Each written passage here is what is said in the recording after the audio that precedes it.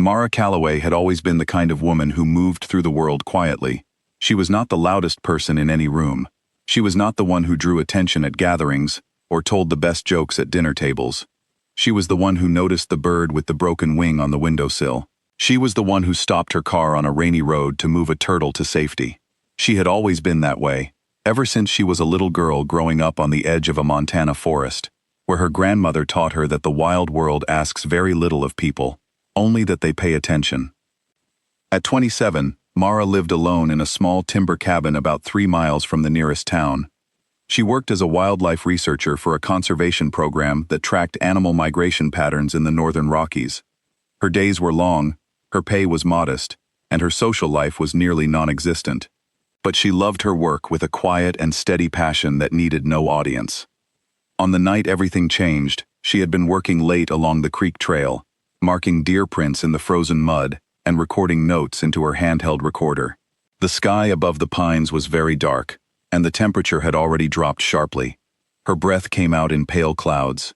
She was tired, and her boots were wet, and she was thinking about the bowl of soup she planned to heat when she got home. She almost did not see him. He was lying beside the creek, half hidden in the shadows beneath a fallen birch tree. A wolf, enormous and black, his coat so dark that he blended almost completely into the night around him. Only the slow, uneven rise and fall of his side told her he was still alive. She stopped walking and stood very still, the way her grandmother had taught her. She let her eyes adjust. She let her heartbeat settle. The wolf was injured, badly. His left side was torn open, and the wound was dark and serious. He had been caught in a steel trap at some point. The marks were unmistakable to someone who had seen that kind of damage before.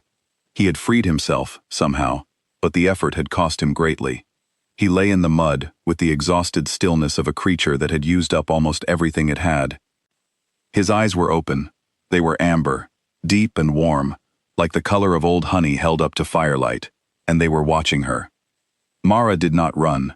She did not back away slowly, the way most people would have done, and perhaps should have done.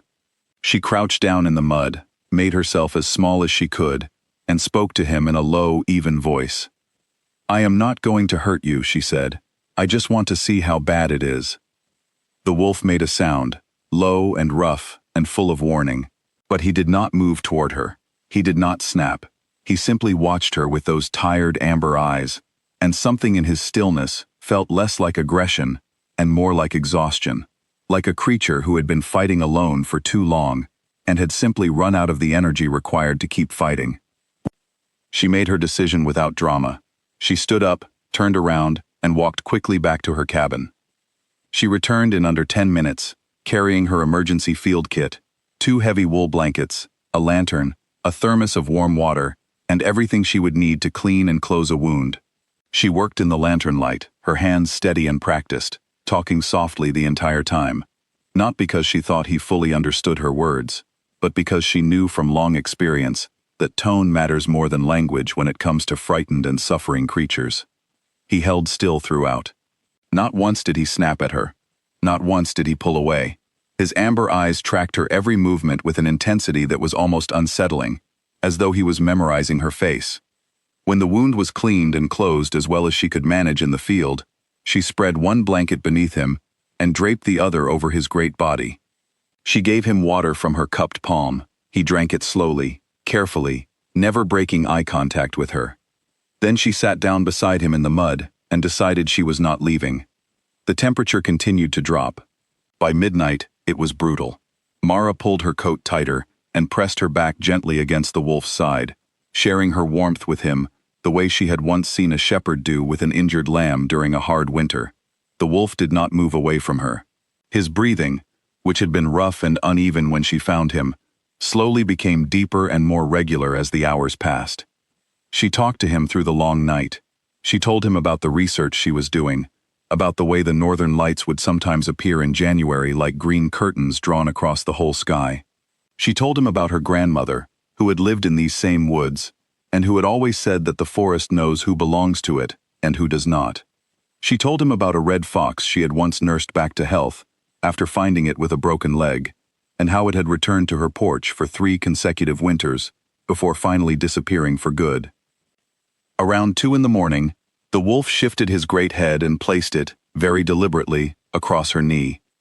Mara went completely still. Her heart beat very hard in her chest. Slowly, carefully, she lifted her hand and placed it between his ears. He exhaled, long and low, and closed his eyes. She did not sleep. She watched the darkness beyond the circle of lantern light and kept her hand where it was, and she felt, in a way she could not have explained to anyone, that something important was happening, something that went beyond a woman helping an injured animal on a cold night, something she would not understand until morning. When the first pale gray light began to filter down through the pine branches, Mara became aware of two things almost simultaneously. The first was that the warmth against her side had changed. The second was that the weight on her knee was gone. She turned her head slowly. The wolf was not there. In the place where he had been lying, beneath the blankets, in the hollow of frost-pressed earth shaped by his enormous body, there was a man. He was kneeling in the snow with his head bowed, as though waking from a very long sleep. He was tall and dark-haired, with broad shoulders and a deep, fresh scar along his left side, in exactly the location where she had stitched the wolf's wound the night before. He was wearing nothing against the cold except a pair of dark trousers that appeared, inexplicably, from nowhere. The way, she would later come to understand, that such things sometimes do with people like him. He raised his head, and she looked into his eyes, and they were the same. Amber, deep and warm, like old honey held up to firelight. Neither of them spoke for what felt like a very long time. The forest around them was perfectly silent. A single snowflake fell between them and dissolved before it reached the ground.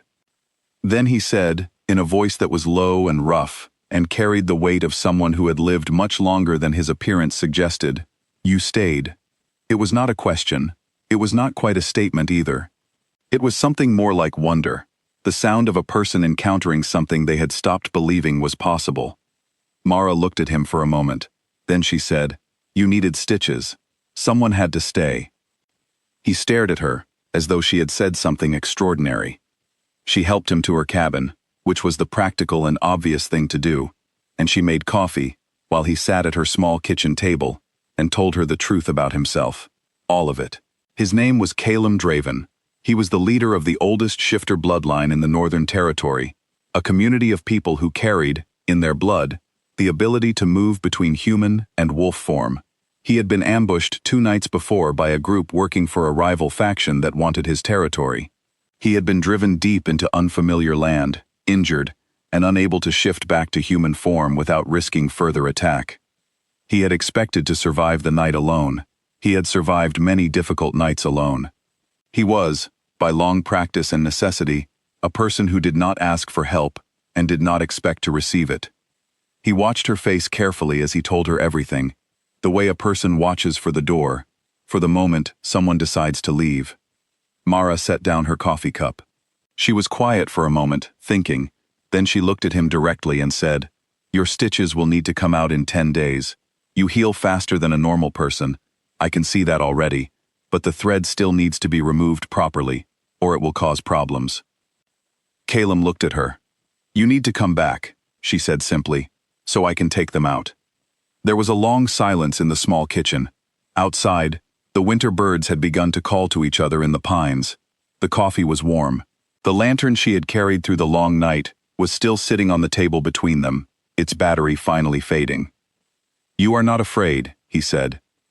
"I was a little afraid," Mara said honestly. "Last night, when I first saw you, for about 30 seconds.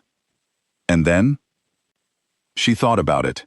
"And then you looked at me," she said, "and I could see that you were in pain, and that you were exhausted, and that you were trying very hard not to show it. That is not something I am afraid of." He looked at her for a long time with those amber eyes.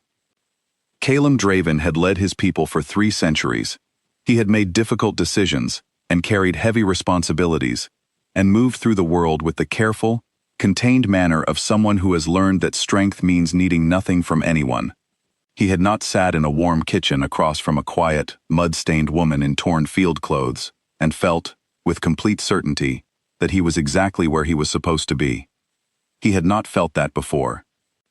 What Mara did not know, in that moment, What he would tell her much later, when the weeks had passed and something had grown quietly between them, the way good things often do, without announcement or drama, was that among his people, there existed a belief older than any written record they kept. It held that the true companion of an alpha is not found through power or strategy or design. It is found in the dark, in the cold, in the moments when everything that does not matter has been stripped away, and only what is real remains. The one who stays through that darkness, without reason, without reward, without being asked, is the one the wolf has always been moving toward. Mara had not stayed because she knew any of this. She had not stayed because she wanted anything in return. She had stayed because a living creature was suffering, and it was within her power to help, and she had been raised by a woman who taught her that those two facts together are always enough reason. As it turned out, they were also enough to change both of their lives completely. He came back in 10 days, as she had asked. He brought firewood, because the walk from the road to her cabin was long, and he had noticed on his way out that her stack was running low. She removed the stitches with the same careful, steady hands she had used to place them. They drank coffee again at the same small table. He came back the week after that, and the week after that. And slowly, without either of them having planned it or named it, the quiet woman who noticed wounded things, and the man who had forgotten what it felt like to be helped, began to build something together, something warm and solid and real, like a good fire in a small cabin on a cold Montana night.